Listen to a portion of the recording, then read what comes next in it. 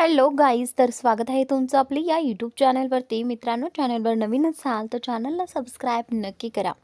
इतकं काम करतात, नाश्तासुद्धा न करता निघून गेले. ऐश्वर्या स्वतःशीच पोटफुटली.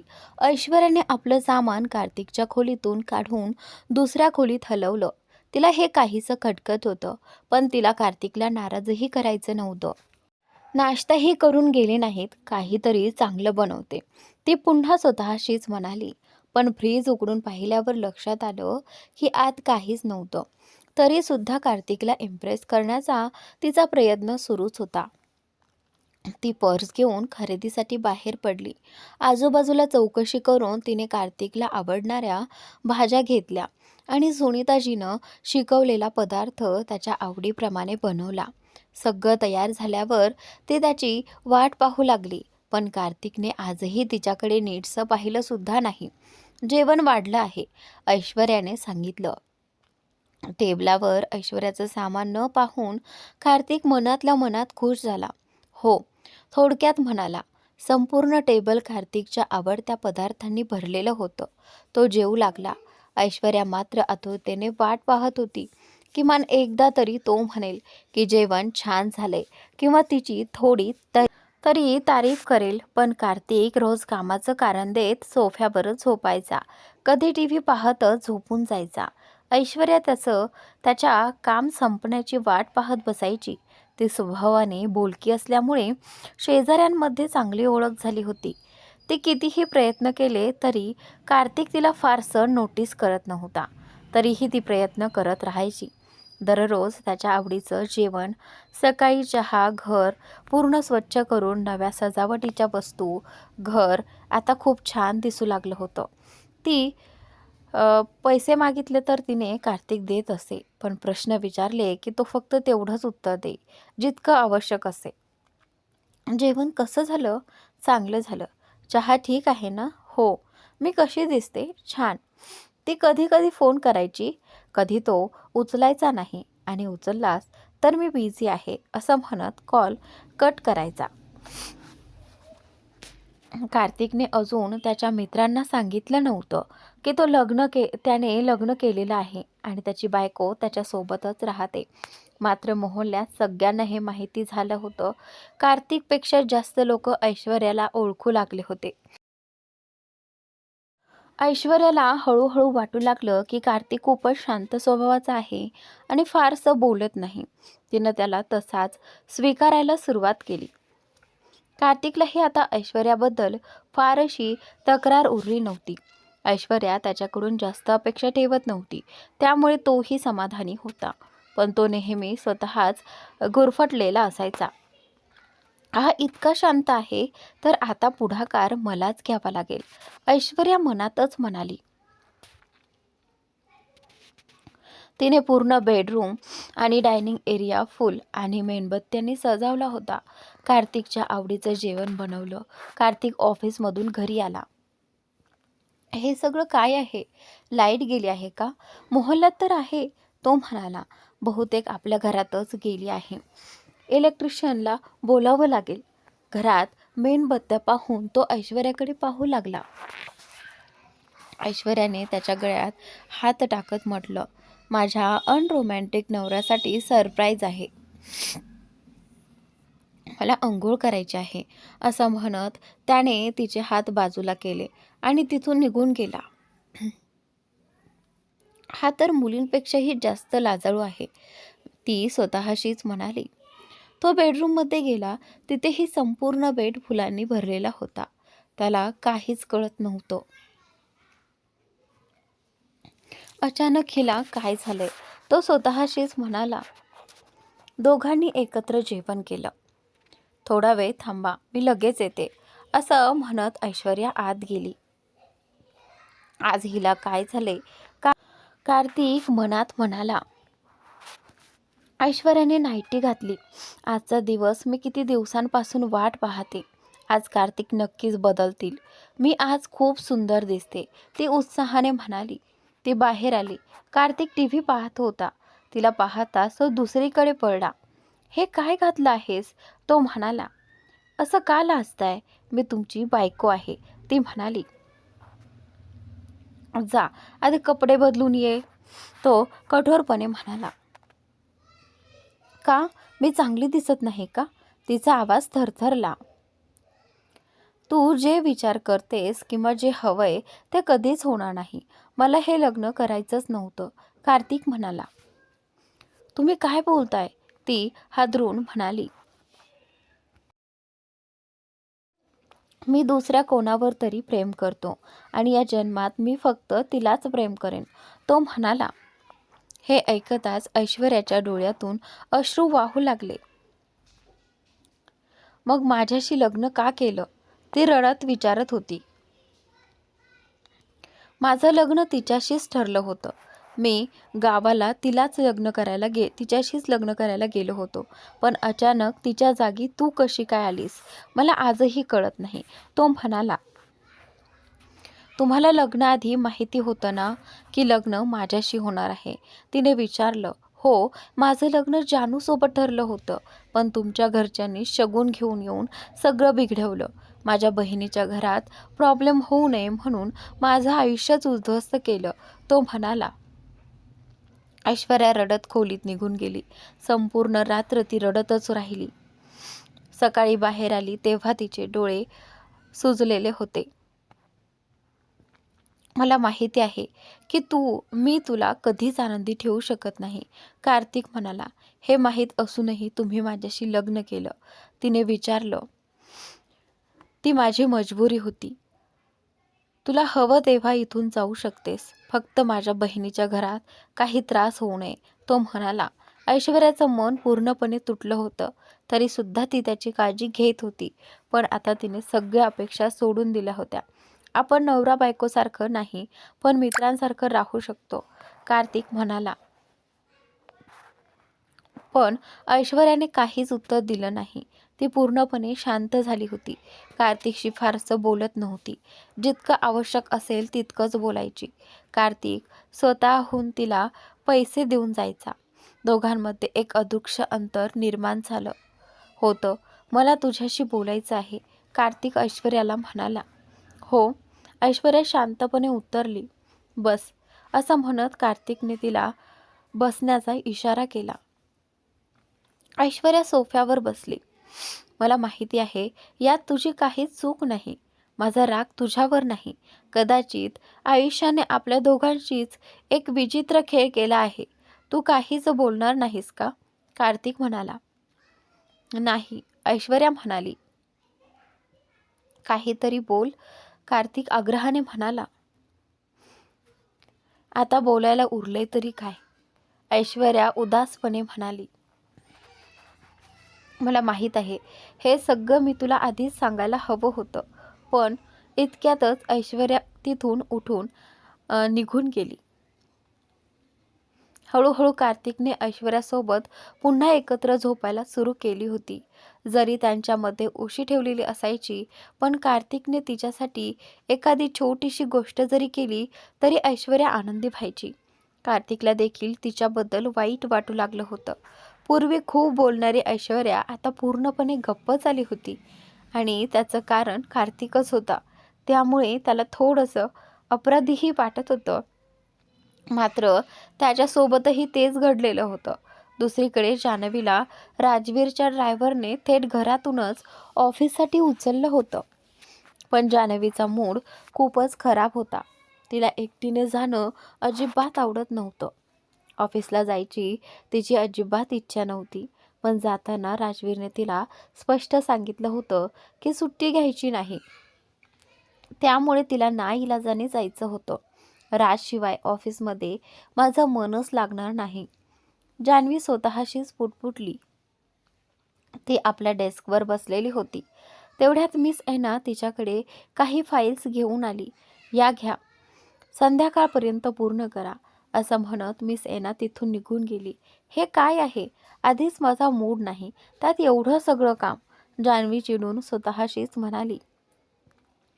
ती फाईल्स पाहू लागली. हे सगळं काम तर माझ्या जबाबदारीतच नाही, हे तर मिस ऐनाच्या अंडर येतं. या संबंधीचं माझं काम मी आधीच पूर्ण केलं आहे. असं कसं चालेल? मी का करायचे दुसऱ्याचं काम? ही तर फारच चालाक आहे. मिस्टर मेहतांना फसवून सगळं काम माझ्याकडून करून घेते. आता मी थेट मिस्टर मेहतांकडेच जाते. रागाच्या भरात जान्हवी थेट मिस्टर मेहतांच्या केबिनकडे गेली. तिने एकदा दार ठोठावलं आणि उत्तराची वाट न पाहताच आत गेली. आत जाताच ती किंचाळली आणि क्षणातच बाहेर पळाली. हे मी काय पाहिलं देवा? हे सगळं पाहायला मलाच का मिळतं? ती स्वतःशीच म्हणाली. राजवीरच्या गैरहजेरीत हे सगळं काय चाललंय याचा तिला धक्काच बसला होता. जान्हवी घाईघाईने परत येऊन आपल्या डेस्कवर बसली. आता मिस्टर मेहता आणि मिस एना अर्धवट कपड्यात एकमेकांच्या मिठीत होते. दोघीही घाईघाईने आपापले कपडे नीट करू लागले. ही तर राजवीरची सेक्रेटरी आहे. ती आली तर सगळं सांगेल. सगळ्यात आधी माझीच नोकरी जाईल, मिस एना घाबरून म्हणाली. काहीच होणार नाही, मिस्टर मेहता शांतपणे म्हणाले. कसं नाही होणार? राजवीर सगळ्यात आधी मलाच फायर करेल. तुम्ही तर वाचाल, मिस एना म्हणाली. मी सांगितलं ना काहीच होणार नाही. कारण ती ती इथे राहणारच नाही. मग कुणाला काय सांगणार? मिस्टर मेहता म्हणाले. म्हणजे तू काय करणार आहेस? मिस एनाने विचारलं. तिला आत बोलवा, सांगतो, मिस्टर मेहता म्हणाले. मिस एना बाहेर आली. सर तुम्हाला आत बोलावत आहेत, ती जान्हवीला म्हणाली. मला? जान्हवी आश्चर्याने म्हणाली. हो तुम्हालाच, मिस एना म्हणाली. घाबरत घाबरत जान्हवी केबिनमध्ये गेली. सर तुम्ही बोलावलं? ती म्हणाली. हो हे घ्या, असं म्हणत मिस्टर मेहतांनी तिला एक कागद दिला. हे काय आहे? जान्हवीने धक्क्यानं विचारलं. वाचून घ्या, ते म्हणाले.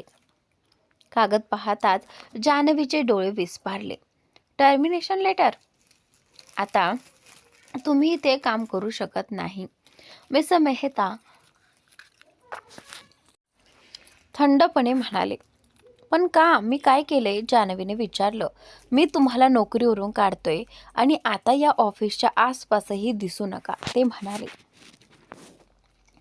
पण मी केलं तरी काय? जान्हवीचा आवाज थरथरला.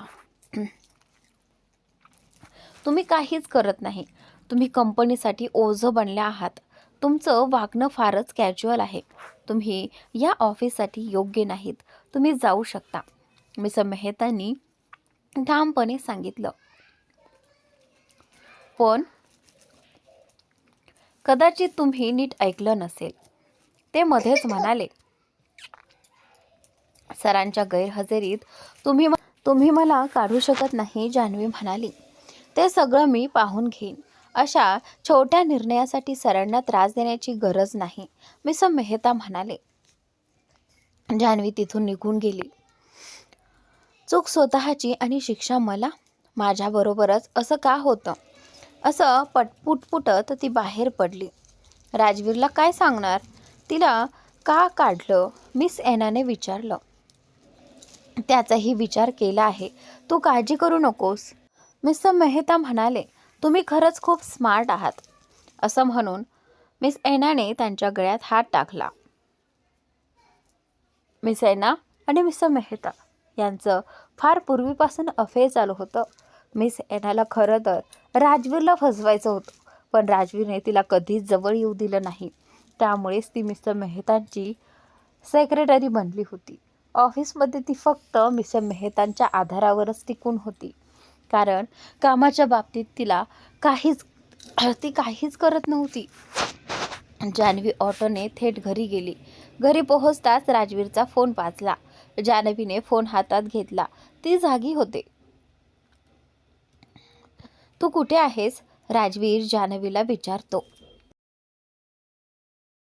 काय म्हणजे कुठे आहेस? मला कुठे असायला हवं? जान्हवी उत्तर देते. ऑफिसमध्ये असायला हवं, राजवीर म्हणतो. मी तिथेच आहे, जान्हवी सांगते. खोटं बोलू नकोस, राजवीर थेट म्हणतो. ठीक आहे, मी घरी आहे, जान्हवी कबूल करते. आणि ऑफिसच्या वेळेत घरी काय करत आहेस, राजवीर विचारतो. तुम्हाला कसं कळलं की मी ऑफिसमध्ये नाही, जान्हवी विचारते. माझ्या बॉडीगार्डने सांगितलं, राजवीर शांतपणे उत्तर देतो. जान्हवी ऑफिसमधून बाहेर पडताच राजवीरच्या बॉडीगार्डने त्याला लगेचच फोन करून कळवलं होतं. तुम्ही माझ्यावर पाळत ठेवत आहात, जान्हवी चिडून म्हणते.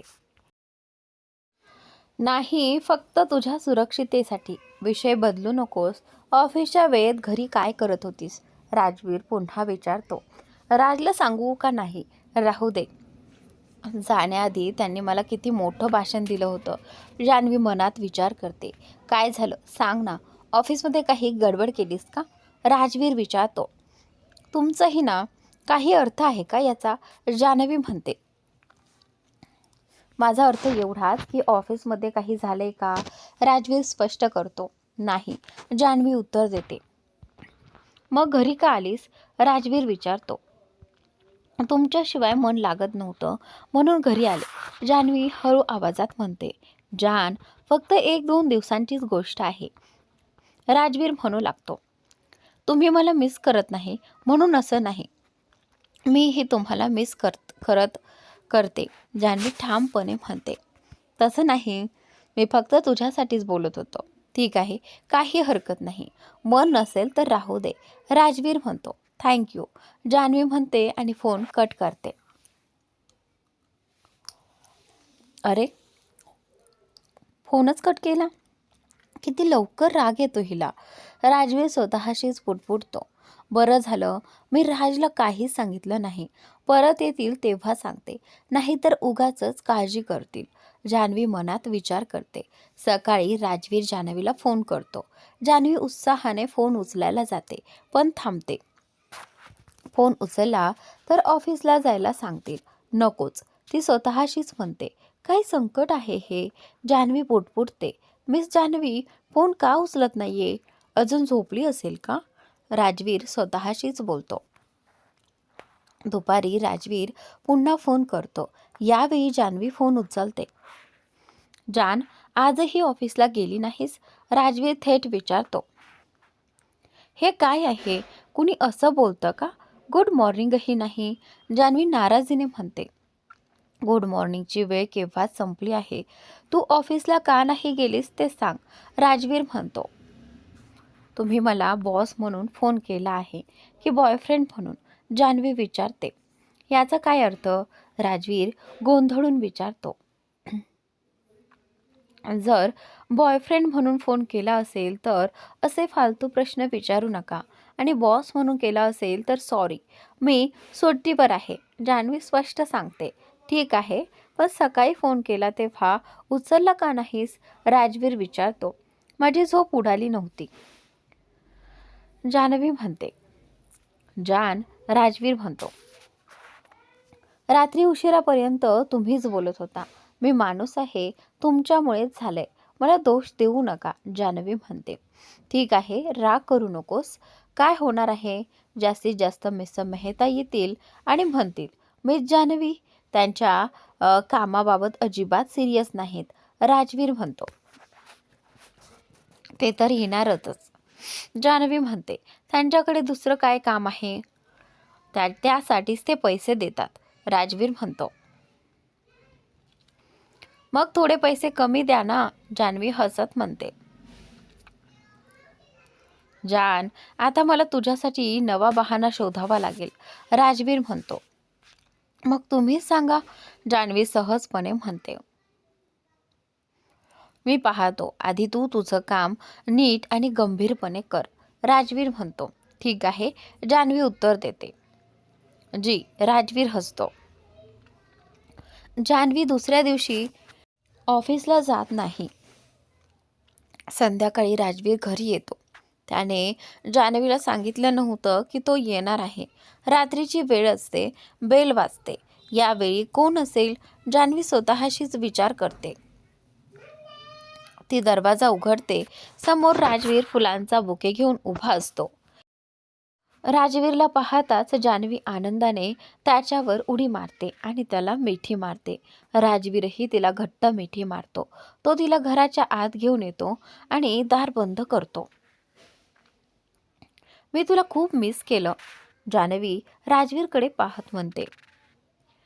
मी सुद्धा, राजवीर उत्तर देतो. जान्हवी हळूच आपले ओठ राजवीरच्या ओठांवर ठेवते. दोघेही एकमेकांना किस करू लागतात.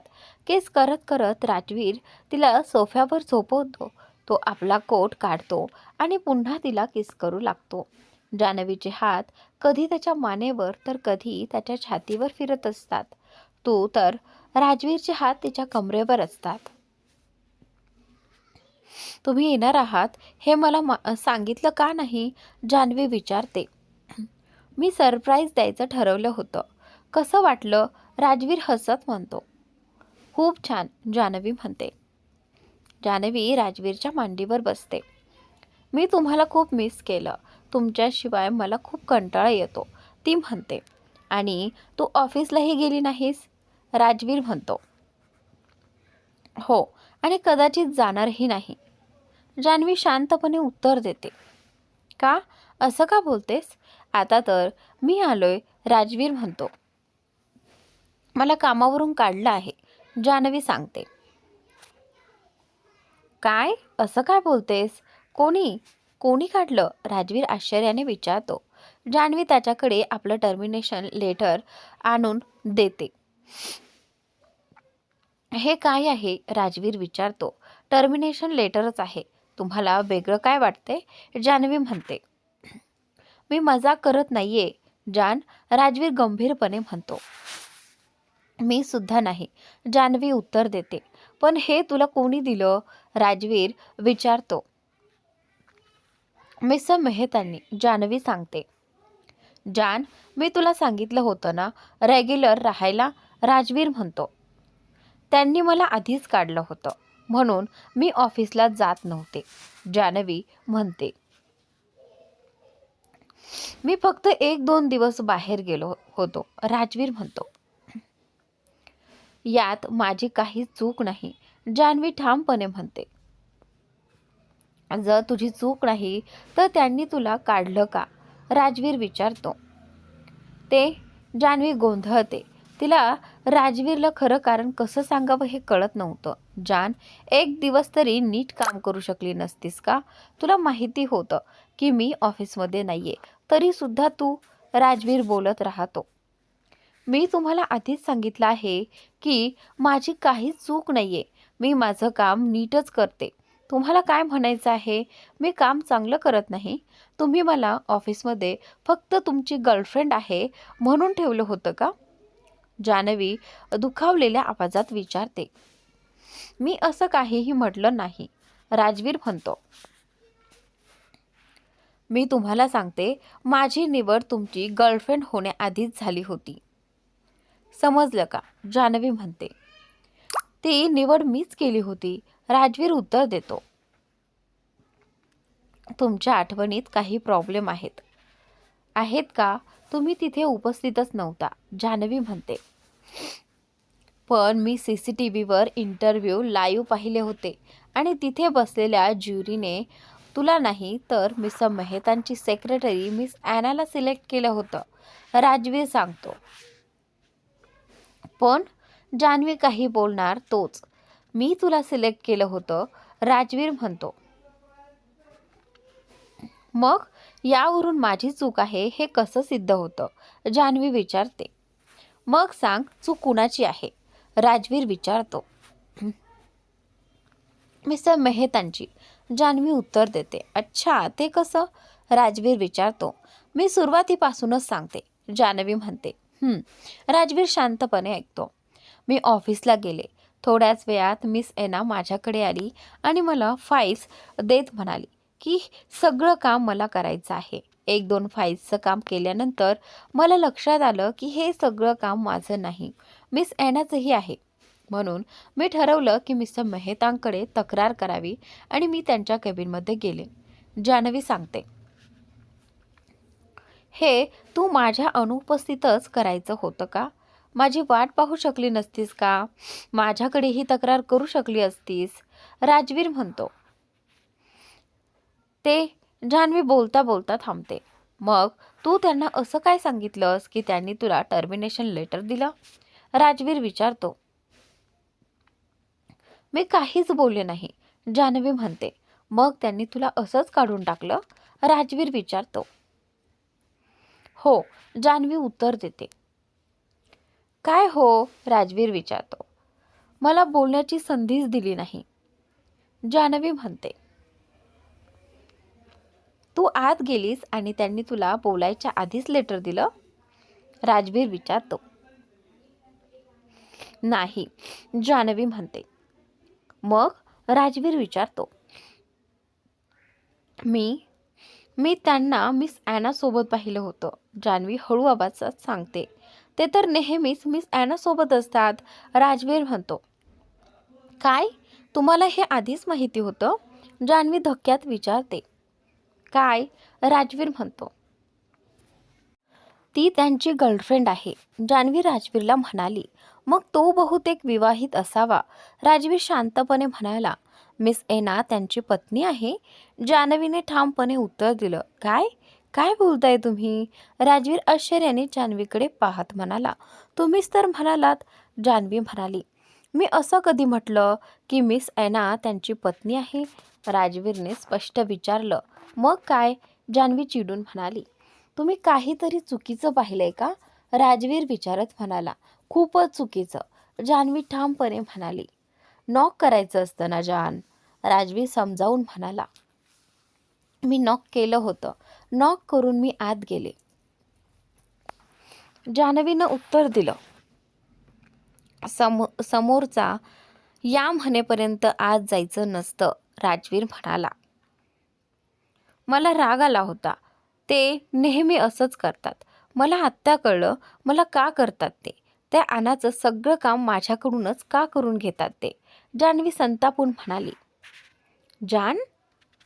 आणि त्यावेळी राजवी तिला शांत करायचा प्रयत्न करत म्हणाला.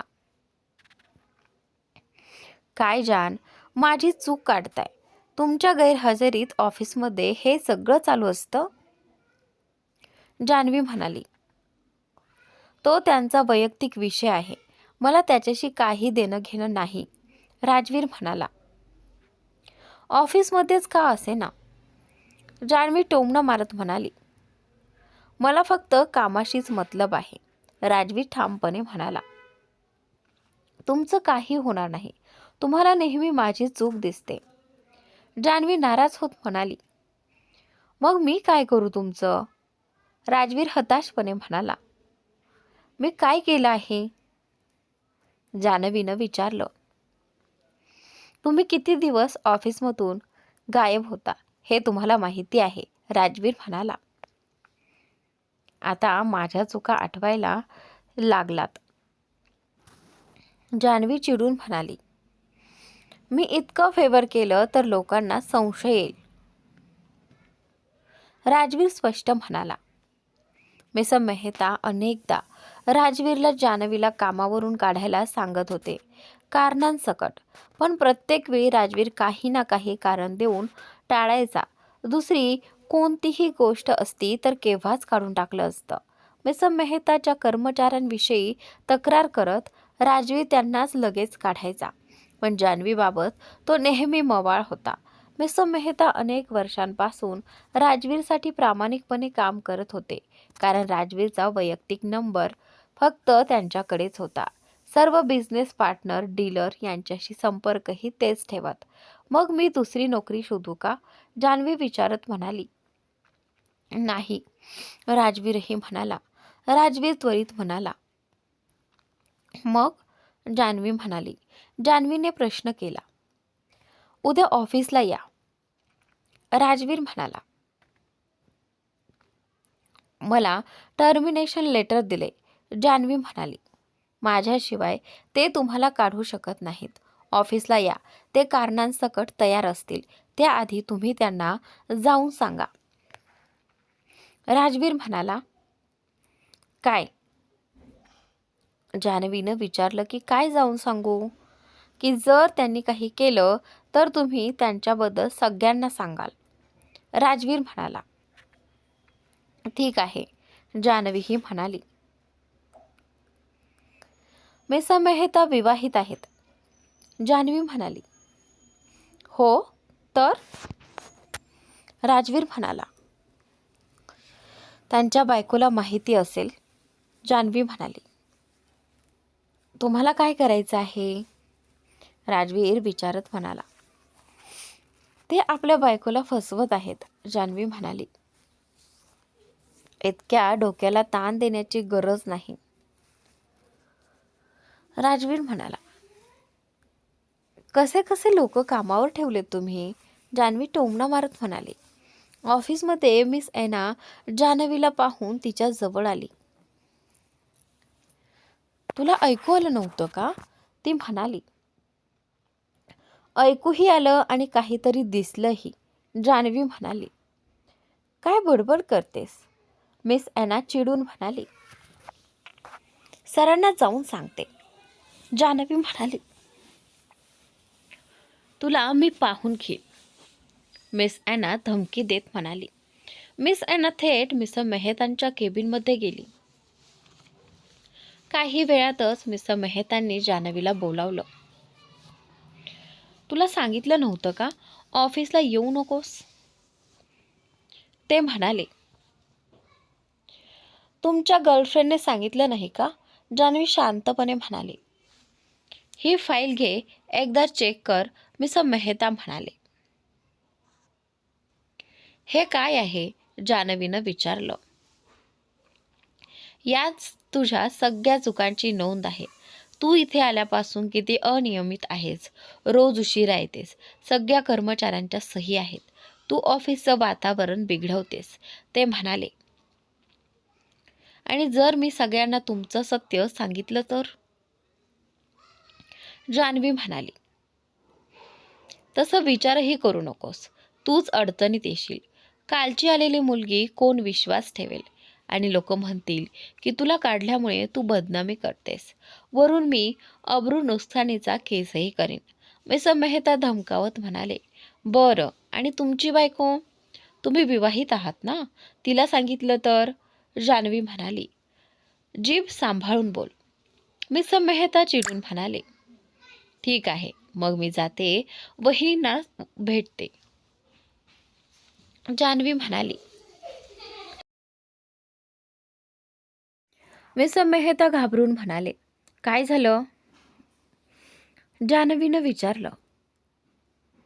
कुणालाही सांगू नकोस. मी तुला काढणार नाही. ते म्हणाले. आधीच मान्य केलं असतं तर एवढी मेहनत घ्यावी लागली नसती. जान्हवी म्हणाली. ठीक आहे, तुम्ही इतकं म्हणताय तर मी मानते. जान्हवी थेट राजवीरच्या केबिनमध्ये गेली. मिस मेहतांशी बोलणं झालं. राजवीरने विचारलं. हो झालं. जान्हवी अभिमानाने म्हणाली. मला माहीत होतं ही आयडिया काम करेल. राजवीर म्हणाला. ओ प्लीज, तुमची आयडिया काहीच कामी आली नाही. मी स्वतःचं डोकं वापरलं. जान्हवी म्हणाली. Oh really? राजवीर हसत म्हणाला. तुमची आयडिया तर सुरुवातीलाच फ्लॉप झाली. ते म्हणाले. माझ्यावर कोण विश्वास ठेवणार? जान्हवी म्हणाली. हो, तेही आहे. राजवीर म्हणाला. काय तेही आहे? तुम्ही त्यांची साईड घेताय की माझी? जान्हवी नाराजीने म्हणाली. ती राजवीरला म्हणाली. मी तर तुमच्याच बाजूने आहे, पण त्यांच्या बोलण्यातही थोडं लॉजिक आहे. जाऊ द्या, तुम्ही सांगा, तुम्ही काय बोललात? राजवीर जान्हवीला म्हणाला. मी एवढंच सांगितलं की तुमची बायको ते काम करेल ना, तिला सगळं सांगून टाकते. सांगू का? जान्हवी राजवीरकडे पाहत म्हणाली. काय म्हणताय जान? राजवीर थोडंसं हसत म्हणाला. काय? त्यांनी मान्य केलं? माझीच आयडिया कामी आली? तुमची आयडिया तर तुम्ही जाताक्षणीच फ्लॉप झाली. जान्हवी थोड्या रागात म्हणाली. मित्रांनो, हा पॅरेग्राफ थोडासा रिपीट होतोय, त्यासाठी सॉरी, पण कंटिन्यू करा. राजवीर हसत म्हणाला, मला आधीच वाटलं होतं. तेवढ्यात मेहता मिस ॲनाला म्हणाली, हा माणूस फारच चालाक आहे. मिस एना शांतपणे म्हणाली, काही हरकत नाही सर. एक दिवस तुम्ही नक्कीच हिला नोकरीवरून काढाल. सगळे एन्जॉय करा आपली स्टोरी. तुम्हाला नक्की आवडेल. माझ्याकडे 1 कोटी ॲडव्हान्स देण्यासाठी पैसे नाहीत. त्याला सांग, काम झाल्यावर पूर्ण 2 कोटी देईन. त्यावर समोर उत्तर आलं, मॅडम 1 कोटी ॲडव्हान्स द्यावाच लागेल. तेव्हाच तो काम आपल्या हातात घेईल. ती अस्वस्थ होत म्हणाली, काय करू काहीच कळत नाही. आधीच खूप पैसे वाया घातले आहेत. त्याला संपवण्याचा किती प्रयत्न केला, पण एकदाही यश मिळालं नाही. तो अजूनही तसाच मोकळेपणाने फिरतोय. तेवढ्यात एक आवाज आला, मॅडम अजून एक मार्ग आहे. ती लगेच म्हणाली, काय? तो पुढे म्हणाला, आपण जो माणूस राजवीरच्या कंपनीत लावला आहे त्याच्या म्हणण्यानुसार राजवीरची सेक्रेटरी सतत त्याच्या केबिनमध्ये ये जा करते. चहा कॉफी सगळं तीच देते. तिच्याशी बोलून पाहूया का? ती थोडा विचार करून म्हणाली, ती करेल का हे? बोलून पाहता येईल. ठीक आहे. तो दिवस रविवारचा होता. राजवीरला काही ऑफिसचं काम होतं, त्यामुळे तो बाहेर गेला होता. जान्हवी तयार होऊन त्याची वाट पाहत होती. आज दोघेही बाहेर फिरायला जाणार होते. जान्हवी घराबाहेर आली, पण राजवीरची गाडी अजून आली नव्हती. हा राजवीर कुठे अडकला असेल? ती स्वतःशीच पुटपुटली. तिने आजूबाजूला पाहिलं, पण कुठेच काही दिसेना. कुठे आहे तो? नेहमीच उशीर करतो. फोन करून पाहते. तिने पर्समधून फोन काढून राजवीरला कॉल केला. 2 रिंग झाल्यावर राजवीरने फोन उचलला. जान्हवी चिडून म्हणाली, कुठे आहात तुम्ही? किती वेळेपासून बाहेर उभी आहे. राजवीर शांतपणे म्हणाला, मी ट्रॅफिकमध्ये अडकलो आहे. थोडा उशीर होईल. ठीक आहे, मी आपल्या सोसायटीजवळच्या पार्कमध्ये थांबते, जान्हवी म्हणाली.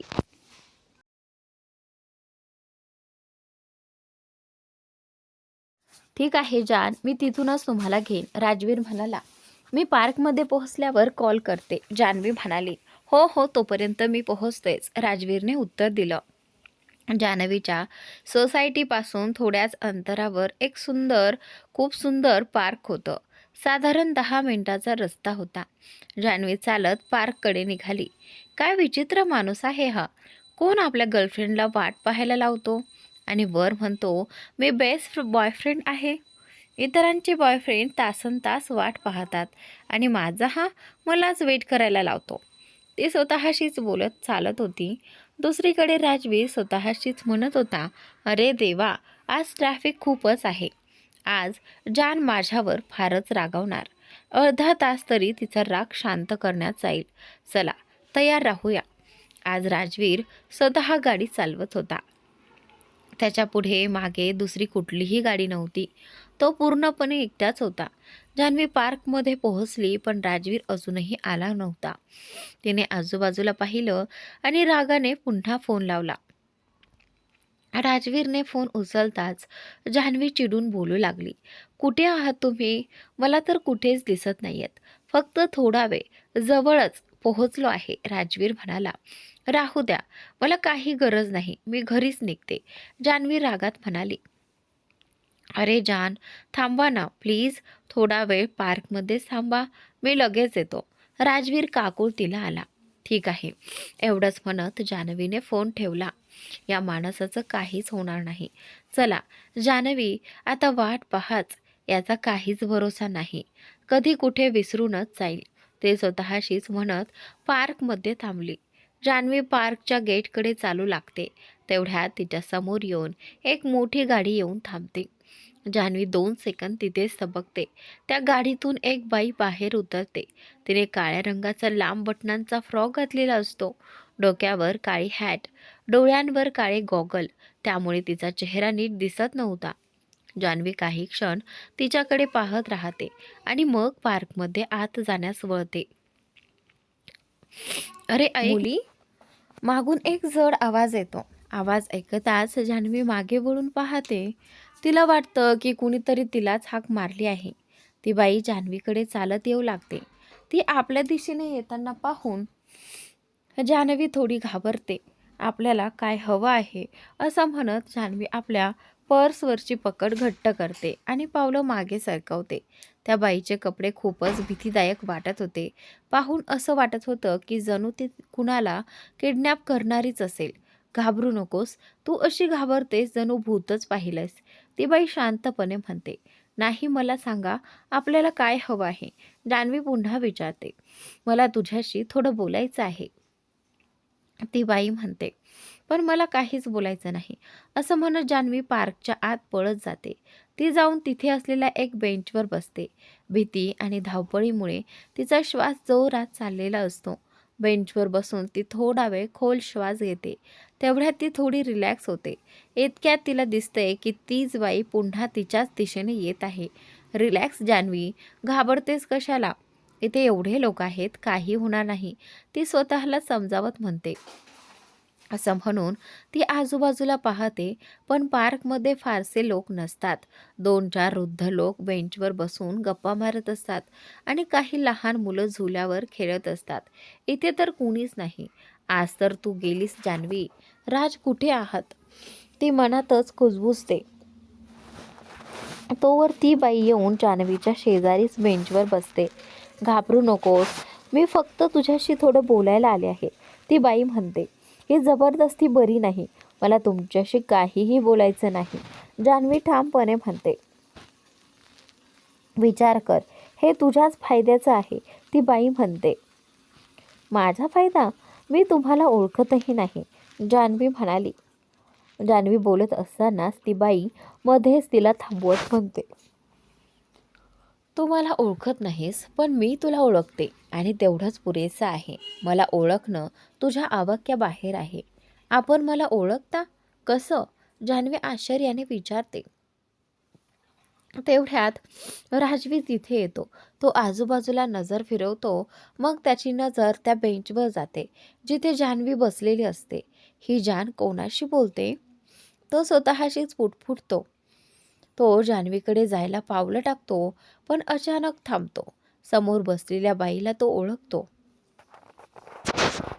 ही इथे काय करते आणि जानसोबत? तो मनातच विचार करतो.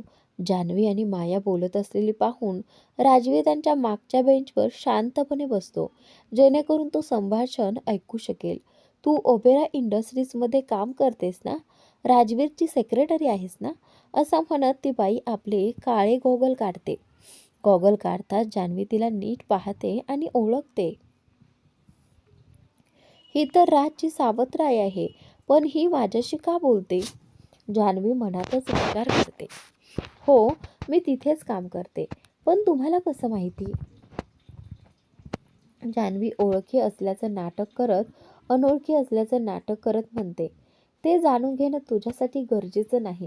तुला जे ऐकायचं आहे ते ऐक. ही डील तुझ्याच फायद्याची आहे, माया म्हणते. माझा फायदा? कसा? जान्हवी विचारते. राजवीरसाठी सगळी कामं तूच करतेस ना? फाईल्स, जेवण, कॉफी, माया म्हणते. हो, मीच करते, जान्हवी उत्तर देते. मग तर हे तुझ्यासाठी खूपच सोपं आहे, माया थंडपणे म्हणते. मला काय करायचं आहे? जान्हवी विचारते. माया आपल्या काळ्या पर्समधून एक छोटंसं पॅकेट काढते आणि जान्हवीकडे पुढे करत म्हणते, हे घे. हे काय आहे? जान्हवी घाबरत विचारते. तुझं नशीब, माया म्हणते. काय? जान्हवी हादरते. हे ते आहे जे एका रात्री तुझं आयुष्य बदलू शकतं, माया शांतपणे म्हणते. कसं? जान्हवी विचारते. फक्त एवढंच करायचं आहे, उद्या सकाळी तुझ्या बॉसच्या कॉफीत हे मिसळायचं, माया म्हणते. काय? जान्हवी धक्क्याने उभीच राहते. हो, खूप सोपं आहे. कॉफी तूच बनवतेस ना? आणि त्यानंतर माया म्हणते. हो, जान्हवी म्हणते, मीच बनवते. पण जान्हवी बोलत असतानाच माया पुन्हा पर्सकडे हात नेते. 50,000 रुपयांच्या नोटांचा गड्ढा काढत माया जान्हवीकडे पुढे करते. हे घे, तुझ्या कामासाठी ॲडव्हान्स पेमेंट. काम पूर्ण झाल्यावर अजून 5 लाख देईन. पण काम शक्य तितकं लवकर झालं पाहिजे. हा 1,00,000 फक्त शगुन आहे, माया जान्हवीला म्हणते. हे सगळं ऐकून जान्हवी अक्षरशः हादरून जाते. तिची तर शुद्धच उडाली होती. तिच्या कल्पनेतही नव्हतं की तिच्यासोबत असं काही घडू शकतं. जास्त विचार करू नकोस. आलेली लक्ष्मी नाकारत नाहीत. उरलेलं तुझं तू ठरव. हे काम करायला अजूनही बरेच लोक तयार आहेत. मी तुला निवडलंय. तू खूप लकी आहेस, माया थंडपणे म्हणते. पण या गोळ्या कॉफीत टाकल्यावर होणार तरी काय? जान्हवी घाबरत मायाकडे विचारते. काही नाही. पुढच्या क्षणी राजवीर कायमचा निघून जाईल. देव त्याला आपल्या जवळ घेईल, माया निर्लज्जपणे म्हणते. हे ऐकता जान्हवीचं तोंड उघडच राहिलं. तोंड बंद कर आणि सांग, हे काम करणार आहेस की नाही? माया तिला खडसावते. पण जर कोणाला कळलं की कॉफीत काहीतरी मिसळलं होतं तर? जान्हवी भीतीने विचारते. राजवीरला पूर्ण विश्वास होता की जान्हवी मायाला ठाम नकार देईल. ती कधीच त्याच्या जीवाशी सौदा करू शकणार नाही, कारण ती त्याच्यावर खूप प्रेम करत होती. त्याची चिंता करू नकोस. तो मेल्यानंतर तू पूर्णपणे सुरक्षित असशील. तुझ्यापर्यंत काहीही पोहोचू देणार नाही. तू फक्त होकार दे, माया ठामपणे म्हणते. 2 मिनिटांचा विराम घेत जान्हवी दीर्घ श्वास घेते आणि हळूच मान हलवत म्हणते. हो, मी करीन. गुड. मला तुझ्याकडून हाच विश्वास होता, माया समाधानाने म्हणते. हे ऐकताच जान्हवीच्या मागे बसलेल्या राजवीरच्या पायाखालची जमीन सरकते. त्याच्या डोळ्यात पाणी तरळतं. जान्हवीकडून अशी अपेक्षा त्याला अजिबात नव्हती. तिच्या एका होने त्याचं मन पूर्णपणे तुटून गेलं होतं. छातीत असह्य वेदना होत होत्या. जणू कुणीतरी हृदयावर ओझं ठेवलं होतं. हे घे. सगळ्या गोळ्या एकाच वेळी टाकायच्या, माया गोळ्यांचं पाकिट जान्हवीकडे देत म्हणते. सगळ्या? पूर्ण पाकिट? जान्हवी विचारते. हो, पूर्ण पाकिट. म्हणजे एकच घोट पुरेसा ठरेल. पूर्ण कॉफी पिण्याची गरज पडणार नाही, माया म्हणते. ठीक आहे, जान्हवी उत्तर देते. मी सांगितल्याप्रमाणेच कर. कोणतीही चूक होता कामा नये, नाहीतर त्याची किंमत तुलाच मोजावी लागेल, माया धमकी देते. मी काळजी घेईन, जान्हवी शांतपणे म्हणते. मला उद्या चांगली बातमी ऐकायला मिळायला पाहिजे, माया म्हणत तिथून निघून जाते. माया गेल्यानंतर जान्हवी गोळ्याचं पाकिट आणि पैसे पर्समध्ये ठेवते. राजवीर मात्र पूर्णपणे सुन्न झाला होता. त्याला अजूनही विश्वास बसत नव्हता. जिच्यावर त्याने वेड्यासारखं प्रेम केलं, जी त्याचं सगळं जग होती, आज तीच काही पैशांसाठी त्याच्या मृत्यूचा सौदा करत होती. तो तिथेच बाकावर डोळ्यात पाणी आणून बसून राहिला. 2 क्षणात त्याचं सुंदर आयुष्य उद्ध्वस्त झालं होतं. कसं करू शकलीस तू माझ्यासोबत असं? फक्त पैशांसाठी? तुला हवं असतं तर एकदा सांगितलं असतंस. मी संपूर्ण पॉवर ऑफ अटर्नी तुझ्या नावावर केली असती. प्रश्नही विचारला नसता. पण तू माझ्या प्रेमाला पैशात तोलस. राजवीर स्वतःशीच पुटपुटतो. तो पूर्णपणे कोलमडून गेला होता. माया गेल्यानंतर जान्हवी सुटकेचा श्वास घेते. सुदैवाने राजवीर इथे नव्हता, नाहीतर ती मनातच विचार करते आणि तिथून निघून जाते.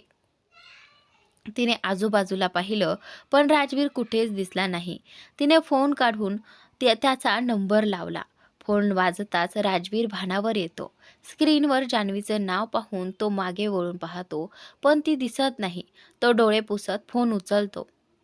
हॅलो जान, तो म्हणतो. कुठे आहात? मी किती वेळेपासून वाट पाहते, जान्हवी नाराजीने म्हणते. हो आलोच, राजवीर उत्तर देतो. हे तुम्ही नेहमीच म्हणता, जान्हवी म्हणते. राजवीर पार्कच्या बाहेर येतो. जान्हवी तिथे उभी असते. तो मागून येऊन तिच्या खांद्यावर हात ठेवतो. अचानक त्याचा हात लागताच जान्हवी घाबरून थरथर कापते. ती पटकन वळून पाहते. तिचा असा प्रतिसाद पाहून राजवीर विचारतो. काय झालं? एवढी का घाबरलीस? मीच आहे. राजवीरला पाहताच जान्हवी त्याच्या मिठीत शिरते. राजवीरही तिला घट्ट मिठीत घेतो. काय झालं जान? तो विचारतो. कुठे होता तुम्ही? मी किती वेळ वाट पाहते. कुणी आपल्या गर्लफ्रेंडला असं वाट पाहायला लावतं का?